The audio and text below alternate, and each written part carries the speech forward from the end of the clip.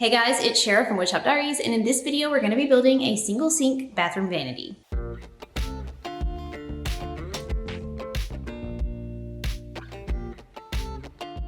I've heard that a lot of viewers don't like long intros, so for this video we're diving straight in.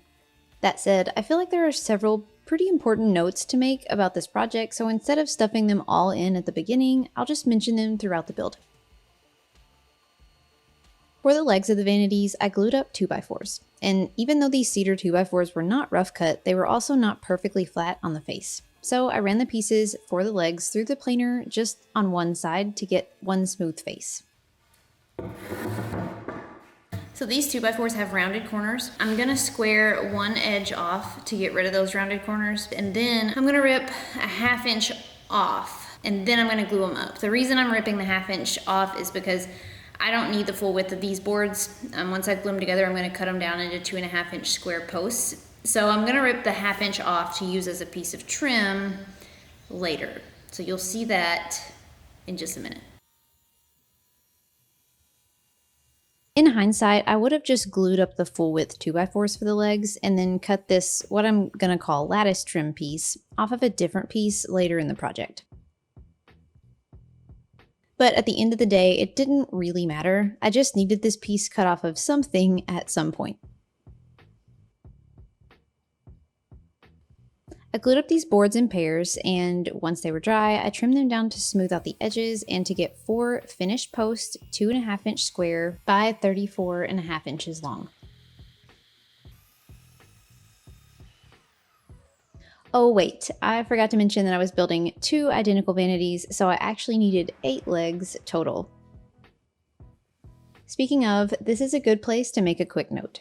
So about 2 years ago, I shared a double sink vanity build, and since posting it, I've had several requests for a matching single sink vanity build. Luckily, one of those requests came from my parents for their bathroom. You probably don't remember this, but several years ago, I built them a pair of these vanities. But my mom has decided that she's no longer a fan of the vessel sink, and to be honest, I don't really blame her. I'm not a huge fan either. So I'm replacing them with the vanities that I'm building in this video that will have undermount sinks. Also, that's why I'm building 2 identical vanities. Anyway, the original design had 2 sinks. So building something that matched, but with a single centered sink required some pretty significant design changes. I shared several options with my parents, and ultimately, this is the design that they picked.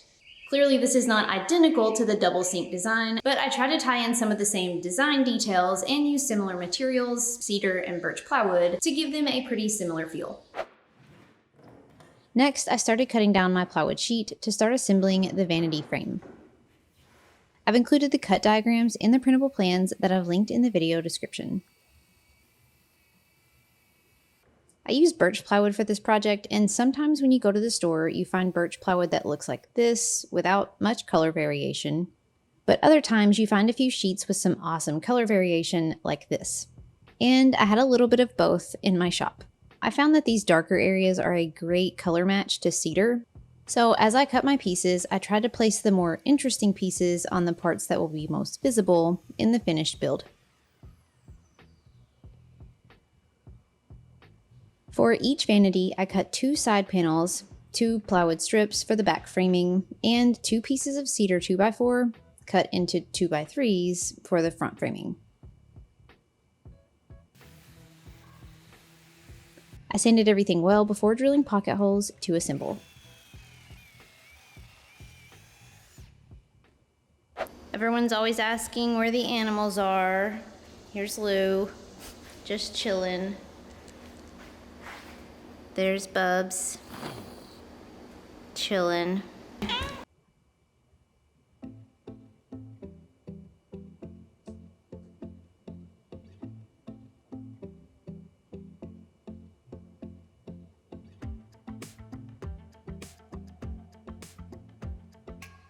Another quick note to make here. You may be wondering why I'm using plywood for the back and 2x for the front.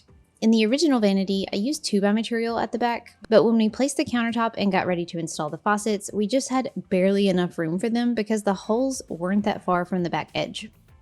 So this time around, I went with thinner material.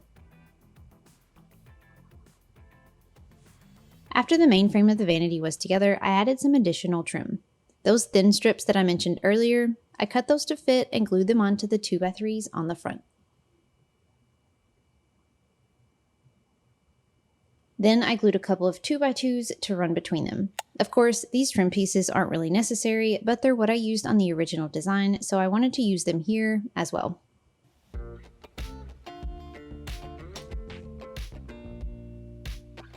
Next, I began adding all of the framing to separate the doors and the drawers.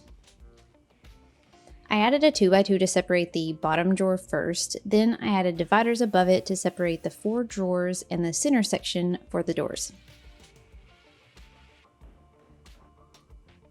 You'll notice that I only use one pocket hole in the 2x2s.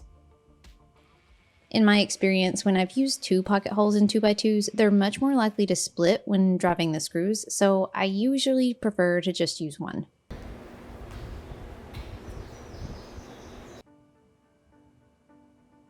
I cut 2 divider panels and 2 more strips from my plywood sheet and drilled pocket holes to install them.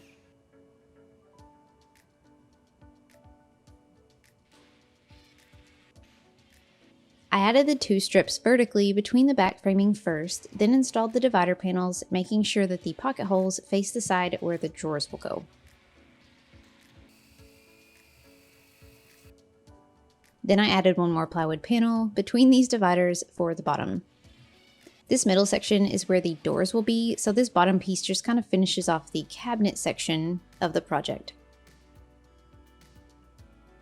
Next, it was time for the drawers.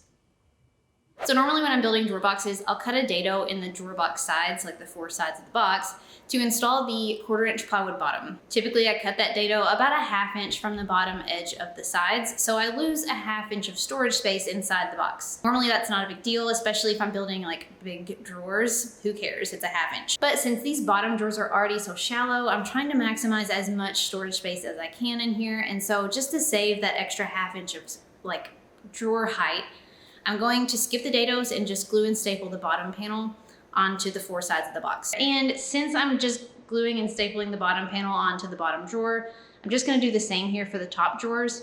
You could cut dados, you could glue and staple, like it's not a big deal either way. But since I'm not doing it for the bottom, I'm just not gonna do it for the top, so I keep it consistent. I cut down my plywood strips to cut the drawer box pieces from 4 taller drawer boxes and 1 shallow drawer box for each vanity. There were a lot of pieces since I was making drawers for 2 vanities, and once they were all cut, I applied iron-on edge banding to the top of each piece. Then I drilled pocket holes to assemble. Now, obviously, you can assemble these drawers plenty of other ways if you'd rather, but with the pocket holes, I made sure that I didn't drill any pocket holes more than about 1.5 inches from the top and bottom edges of these pieces. You'll see why a little later when I add the trim. After the box was together, I cut, glued, and stapled 1/4 inch plywood onto the bottom of each box.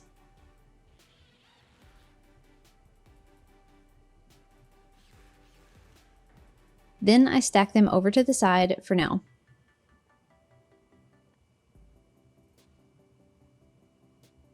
Because I added an extra 2x2 on the front, I needed to add some spacer blocks to mount the slides onto. So I glued and screwed some 2x2 blocks on each side panel.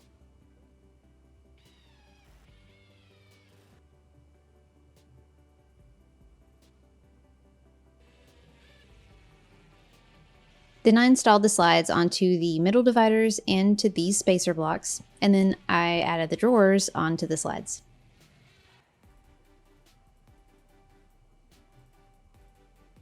I've got an entire drawer building video series that I will link in the video description that details how to measure for, build, and install drawers and drawer slides for more details. Now let's move on to the doors. So this is like the 4th or 5th time I've done this in a video, so you may have seen this whole process before, but basically I'm gonna build the doors for the vanity out of cedar, and I've got tongue and groove cedar here. So you can see there's like a dado here, and then there's a tongue on the other side. So what I'm gonna do is rip like 2.5 inches off of this on the table saw and use that for the door frame, and then I can put 1/4 inch plywood into the already cut groove. So I ripped 2.5 inches off the groove side of these boards to use for my door frames, and I set the leftovers to the side. I will come back to these for the door fronts later. I cut these groove boards down with 45-degree mitered ends and cut 1/4-inch birch plywood panels to fit inside the grooves.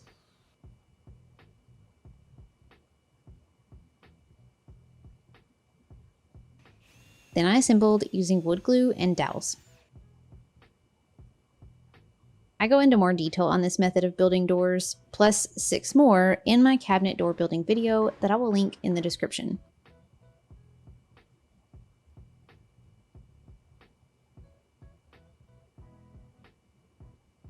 While those dried, I trimmed the leftover strips of the tongue and groove boards down to remove the tongue. I cut them to fit along the front of each drawer box so that when put together, there was an 1/8 of an inch gap around all sides. Then I simply glued and positioned them and then walked away and let them dry. This is why I drilled the pocket holes so close to the edge. These boards will cover them so that they're hidden.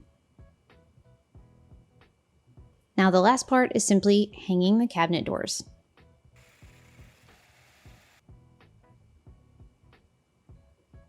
After the glue had dried and I sanded the doors down, I installed concealed hinges for inset doors on frameless cabinets.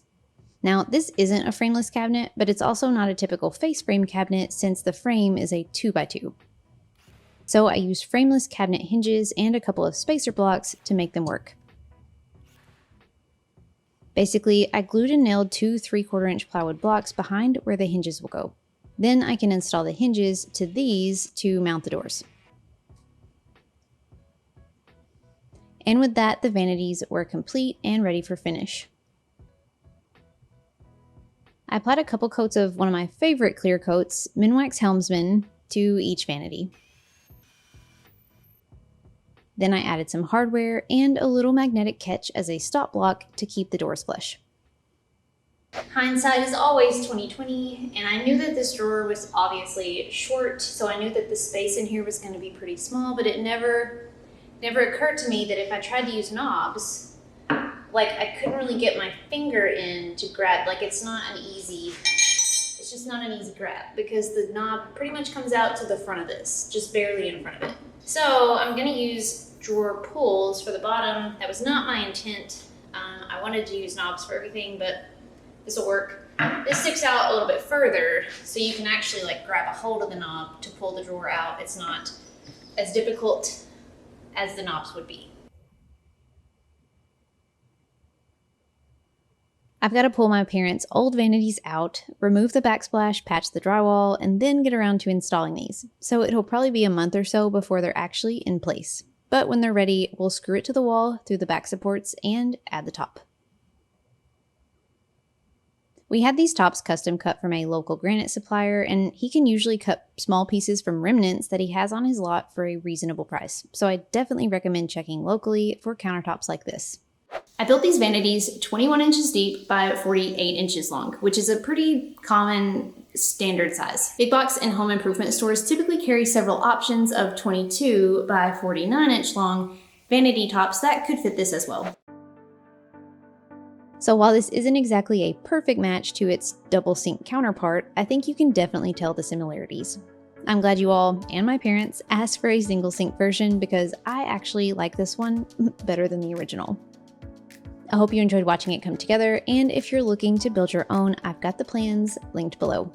Thanks so much for watching, friends, and until next time, happy building!